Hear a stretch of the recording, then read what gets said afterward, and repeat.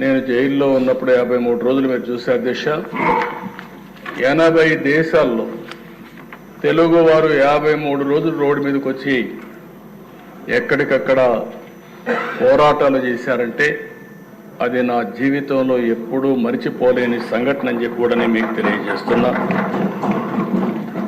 అందుకని ప్రజలు మనకి ఇచ్చిన స్థానాన్ని ఎవరు చెరపాలన్నా చెరపలేరు. అందుకని ఈరోజు మీరు చూస్తే 4వసారి ముఖ్యమంత్రి, ఇది అరుదైన అనుభవం. 4వసారి ముఖ్యమంత్రి అయ్యాం.